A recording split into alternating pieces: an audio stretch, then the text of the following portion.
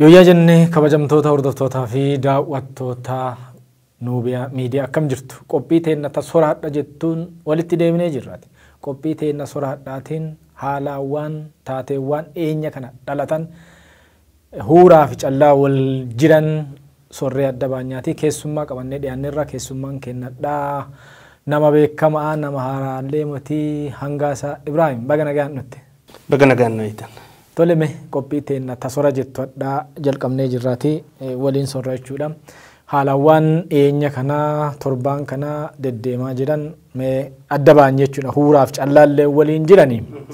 Kana calleessinee sorra jechuudha.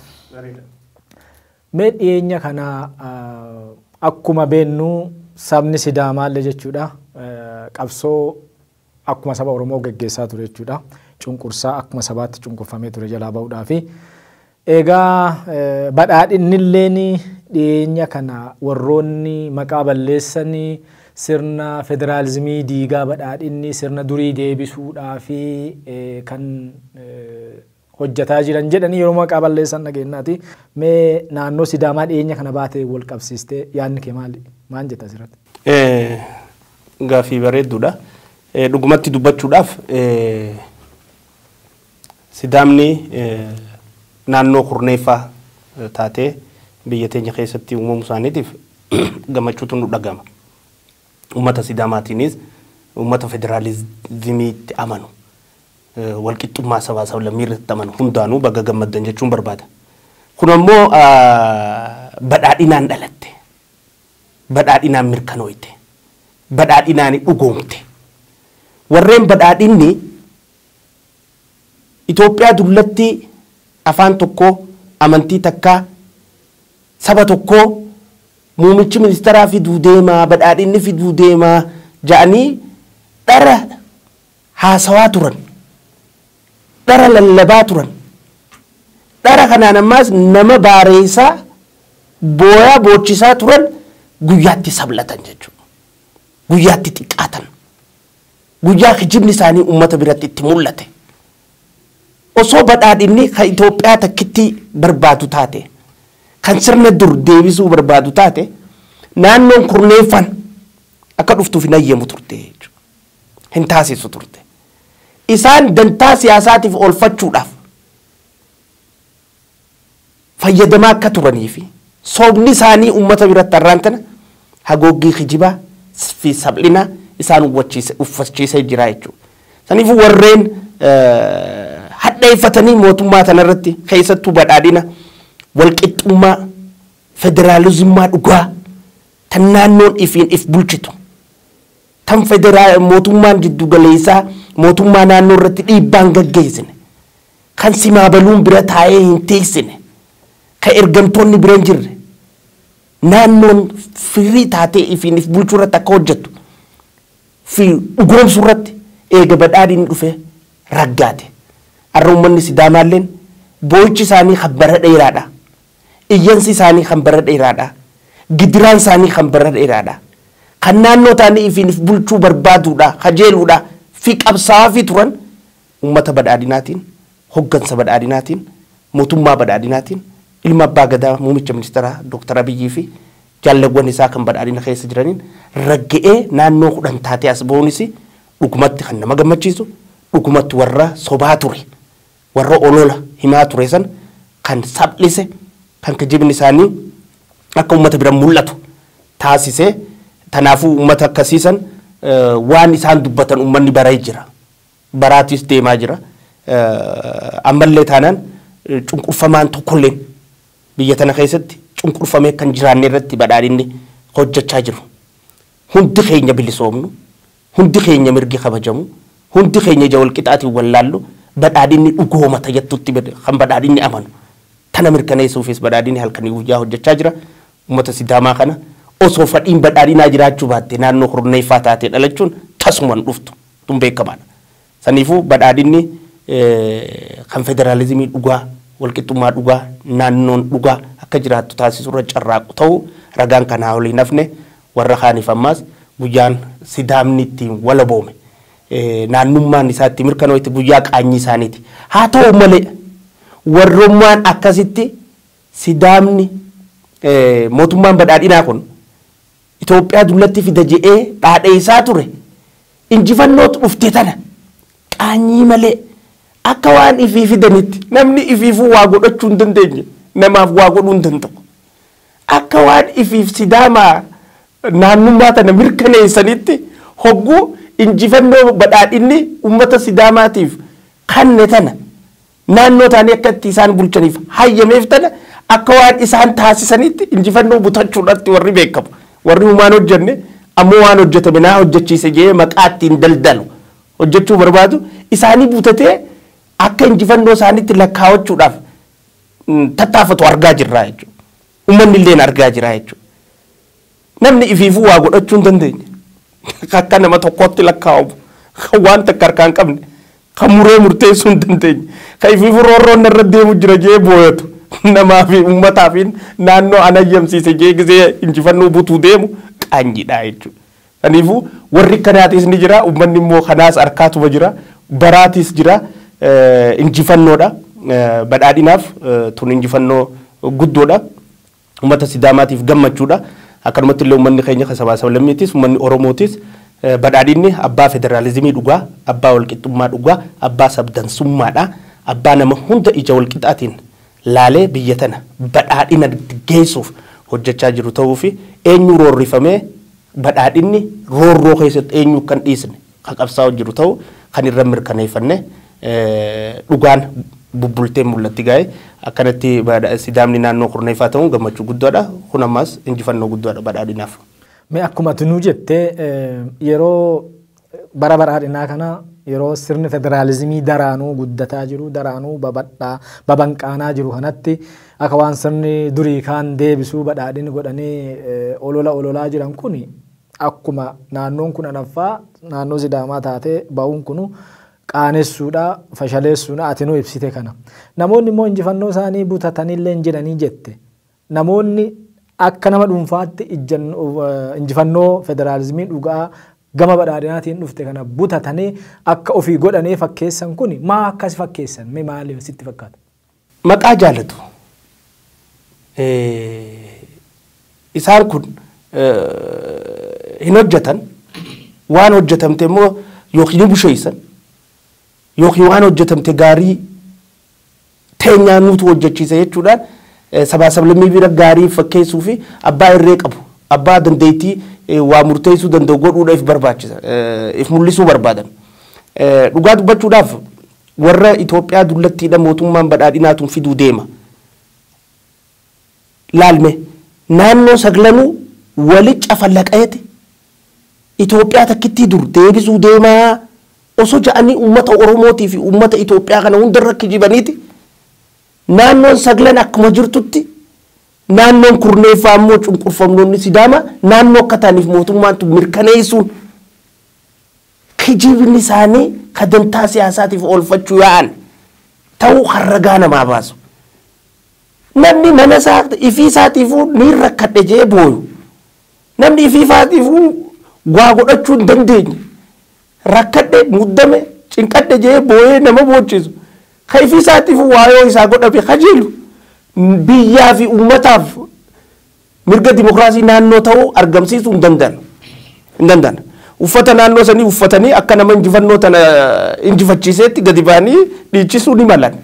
Maaliif afaan kana namni nama dhoorkuu danda'u hin jiru sirna dimokiraasii biqilchaa jirti mootummaan tun.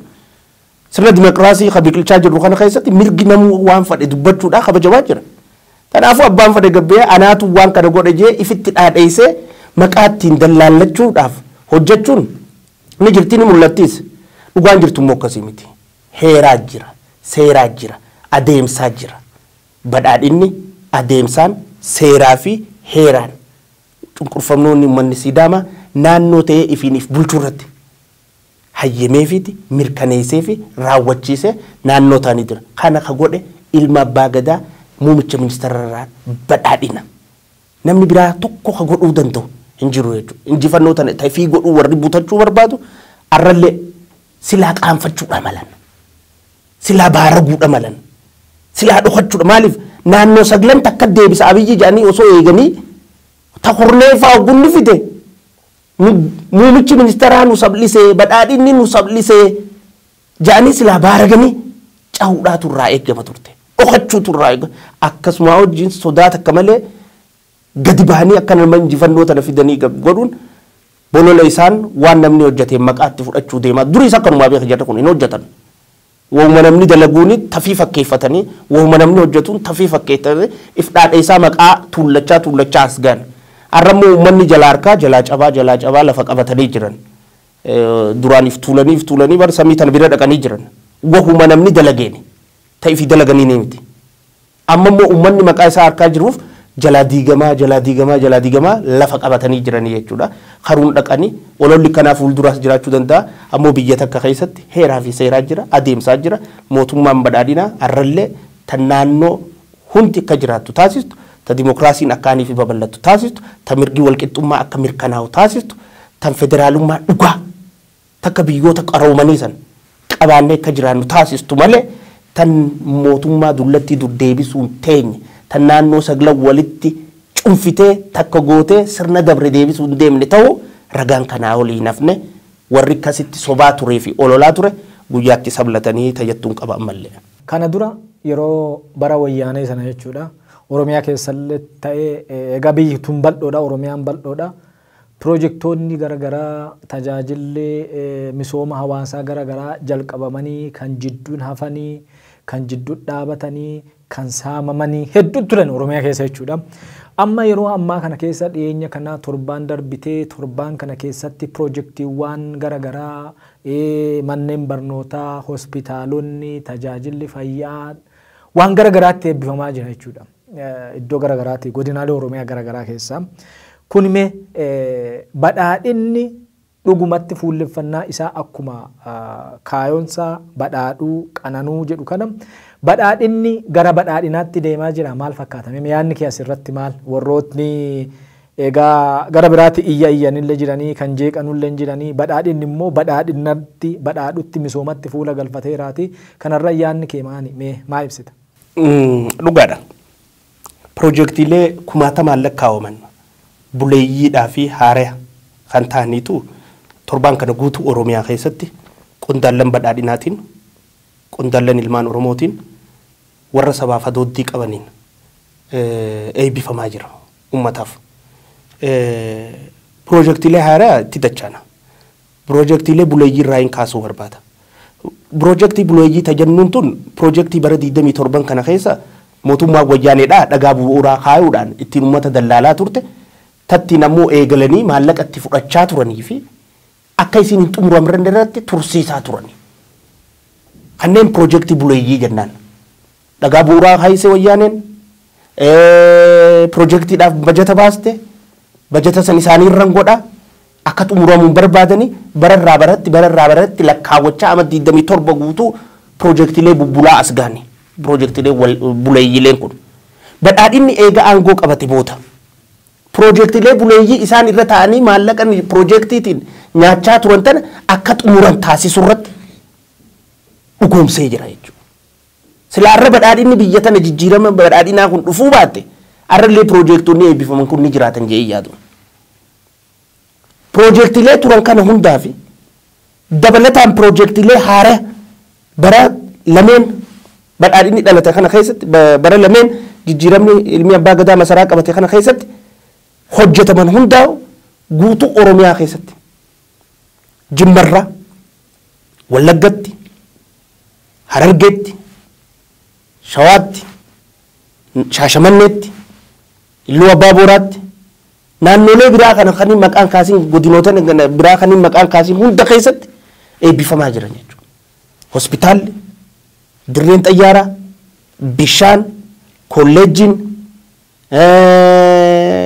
manni barnootaa piroojeektiin garaagaraa eebbifamaa jiran. Kun badhaadhinni hagam takka waan eegalamee dagatame xumursiisee tajaajila uummataatiif akka oolu taasisu akkanumatti illee badhaadhinni piroojeektii bara lameen kana keessatti eega aangoo qabate eegalchiise raawwachiise uummataaf tajaajillee irra akka oolu mirkaneessuu irratti hojjechaa jiraachuu tana maagalchitu qofa osoo hin taane badhaadhinni akkuma maqaasaa dhugumaan qananii quufa rakkoo xiqqeessuu fi dhabamsiisuu irratti ummataaf hojjechaa akka jiruu fi hojjechuu tana keessatti kutannoo daangaa hin qabne ta'antummaa ummataa qabduu fi ta ummata fiitiif hojjechuudhaan gammachuutti horatan hojjechaa akka jiru tana maa mirkaneessitu jechuudha.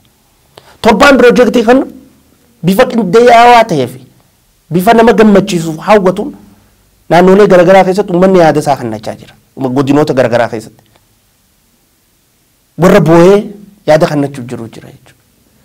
Warra gammachuu bishaan booruu bishaan qulqulluu arkee takkaa dhugee hin beekne hammaan tana bishaan banamee fi bishaan qulqulluu dhugu jiru jira jechuudha.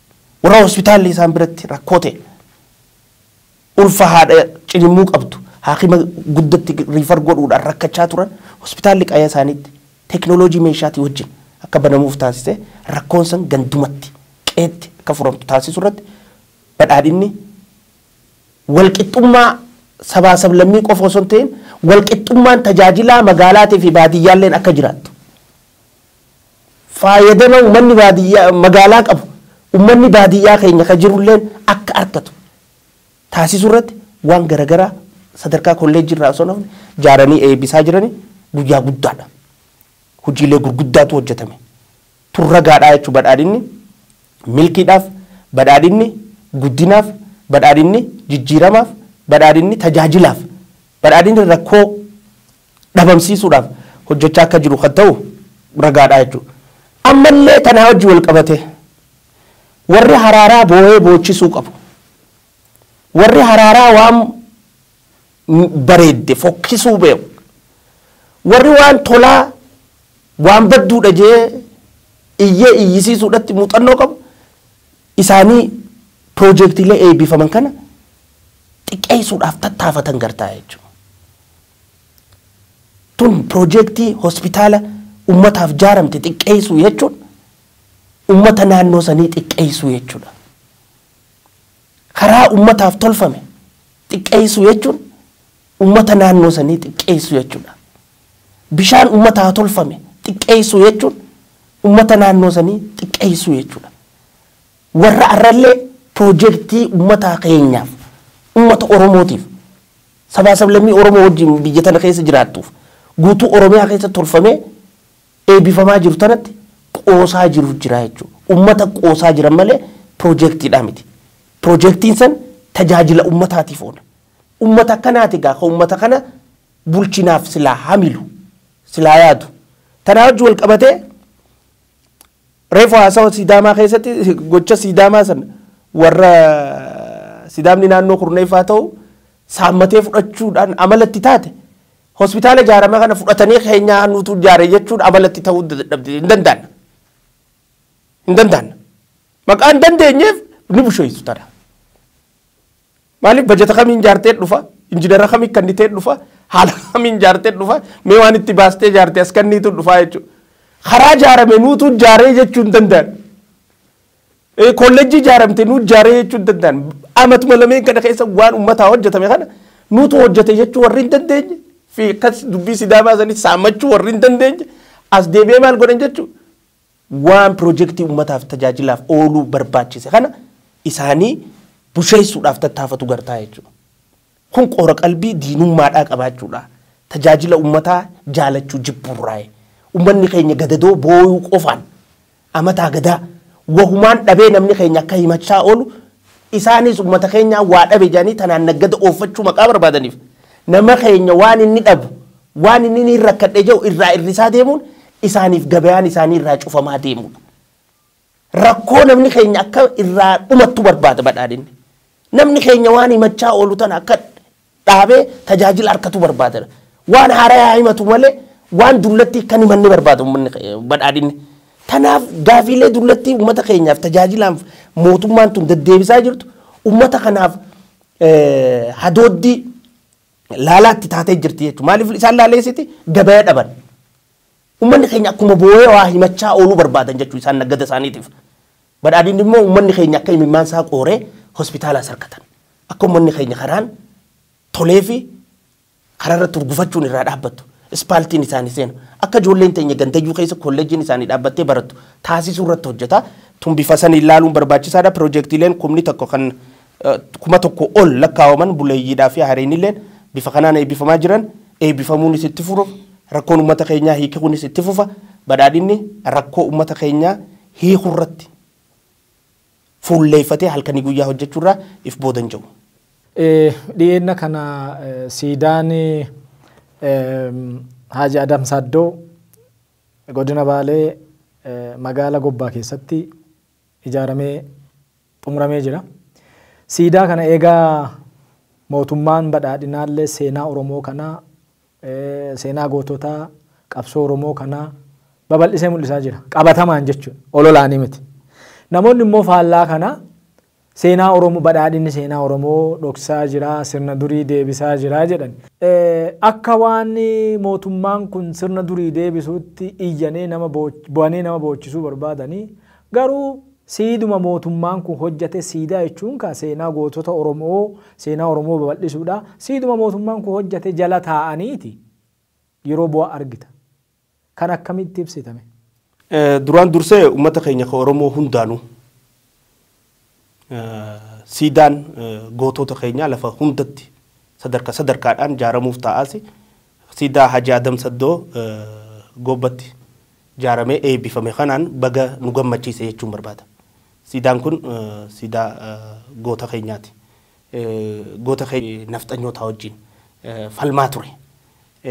Kan waan garaa nu baate gara deeffannee akka feetan nu godhaa jechuudhaan xalayaa itti kennamte liqimsee wareegama kafale siidaa seenaati jechuudha. Tanaa wajjin wal qabattee siidaan kun qixuma kan ijaarame bajeta mootummaatiin kan ijaarsise mootummaadha. Kan bakka irra dhaabbachuu qabu murteesse mootummaadha. Kan hojjete mootummaadha. Tun maal agarsiiste akkuma dubbii sidaamaati. Akkuma federaalizimii ammaan tana arku jiranii kana. Badhaadhinni Itoophiyaa dullatti naannoo hunda walitti fixee takka deebisuu deema jedhanii sobaa turan san naannoon kurnuneeffaa dhuftetti badhaadhinuma aadaa Oromootii fi afaan Oromoo caccabsaa jiran gootota Oromoo dhabamsiisaa jiran isaan kun minilik faarsan jedhanii sirna minilik galchuu barbaadan kana ololaaf diinummaadhaaf jechuudha. Arra goota diina nafxanyaati wajjin falmaa tureef hiccitti Oromoodhaa diinaaf hin dabarsu jiru. Haaji Adam Saaddoodha. Siidaa isaan dhaabuun injifannoo guddoodha. Tana keessa warraa barachuu qaba. Finxaaloyyiileen baandaa ta'anii hojjechaa jiran. Arrallee nuti wanni jennuun aanolees kajaare OPDOdha. Calanqoo caliitis kajaare OPDOdha. Siidaa Haaji Adam Saaddootis tajaarte badhaadhina ilmaan Oromooti.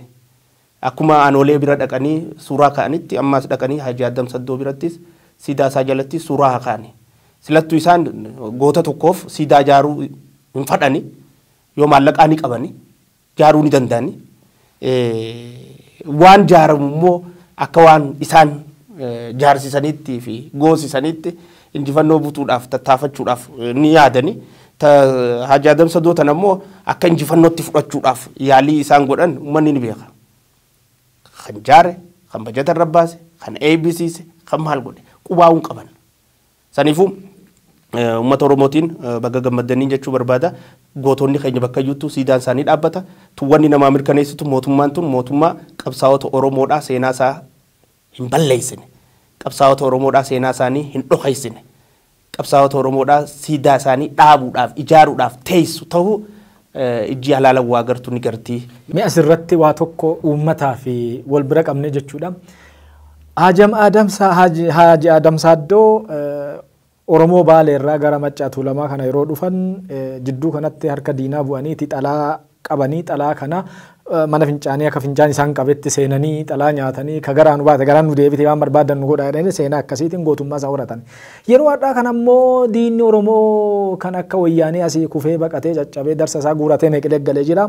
Oromoonni immoo asii iccitii Oromoo gara wayyaanee dabarsan jira gara Ijiptiillee ka dabarsan jira. Haaji Adam Saaddoo irraa maan baranname iccitii sabaa iccitii Oromoo qabachuurraa amma immoo Oromoo ta'anii iccitii Oromoo kana diinaatti ka gurguraa jiran jira qabatamaa Oromoo hundi beekamee kana irratti daqiiqama lamaan tokko gabaaseeti Oromoon irraa barata Haaji Adam Saaddoo irraa.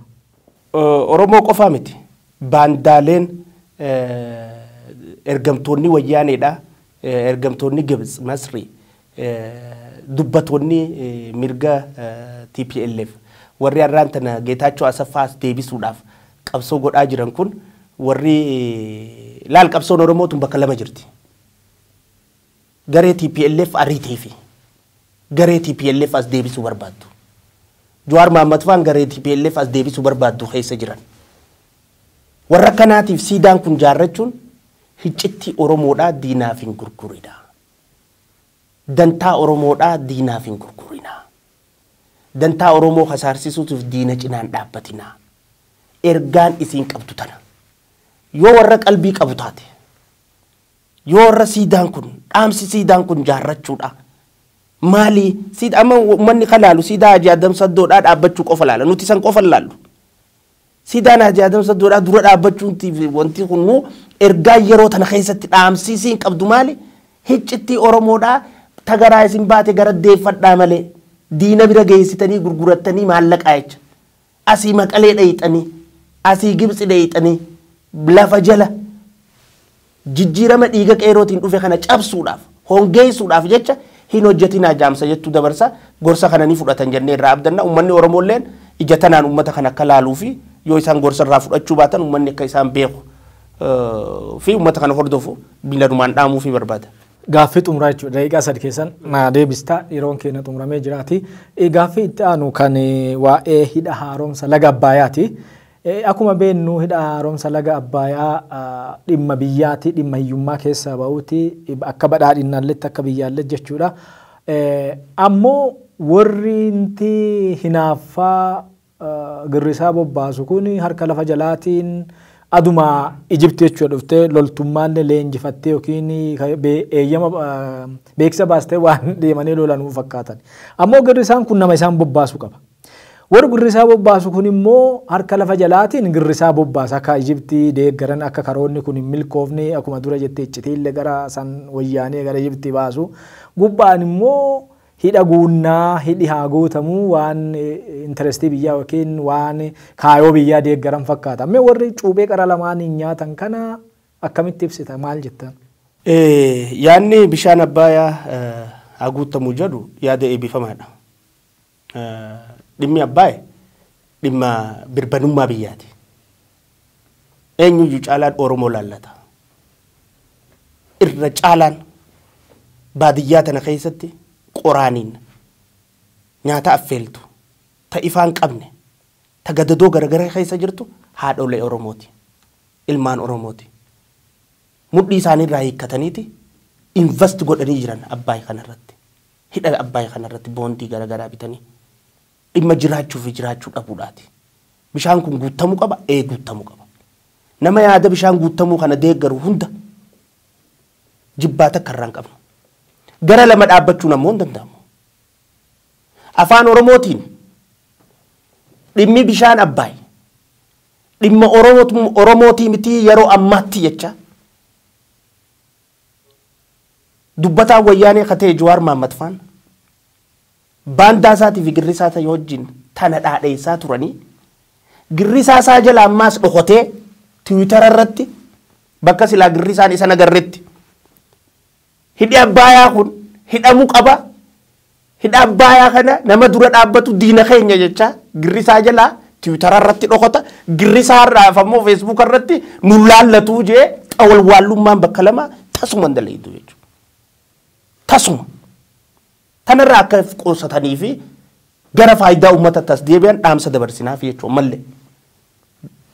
Abbaan fadhe yoo samiin dachii taatee dachiin samii deebite malee yoo qiyaamaan taatee hanqatte malee bishaan Abbayyaa guutuurraa wanni if booda nu deebisu takka illee nu jirtu jiraachuus hin qabdu xiqqaa guddaan keenya lammiileen sabaa sablammiin Itoophiyaa hundi sarara tokko irratti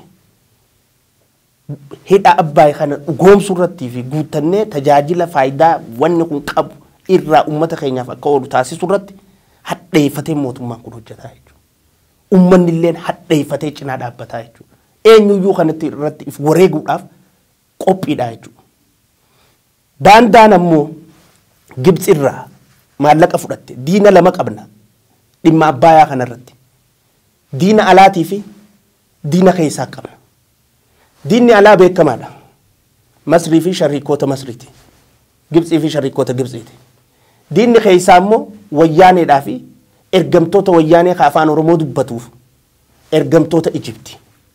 Isaan lachuuf irraa qolanneeti dhugoomsinee faayidaa uummataa keenya kana akka galma geessu taasisna. Dhaamsi keenya miila nu baana. Obbo Jawaar Mahaammadiifis Facebook irratti hidhee Abbaay dhimma Oromoo laallatuu miti jechaa falmaa baate afaan Oromootiin. Twitter irratti ammoo girrisaa dhokattee dhayxee dhimmi Abbaay nu laallataa dhimma Abbaayiif guutamuu qaba jettee gisee achirra mormituu fi falmitu nama lama tahaa jirtaa jechuudha. Nama tokko ta'e. Nama tokko. Hogguu afaan Amaaraatiin gabbaa'u ka Abbaayiif dhaabbate fakkaachaa. Hogguu afaan Oromootiin barreessu dhimmi Abbaayii kaammatti nu laallatu miti dhimma tanarra fardii qabna jecha. Nu laallatu jecha akka uummanni Oromoo kana cinaan dhaabbanne taasisuuf tattaaffiin inni godhe harkaa fashaluusaa harkaa kufuusaa maqaa beekee fi Twitter irratti ol ba'ee suuta afaan Oromootiin as deebi'uu deema. Kanaafuu as deebii dhimmi Abbaayii dhimma eenyummaa keenyaati. Dhimma siyaasaatii miti. Dhimma paartiitii miti.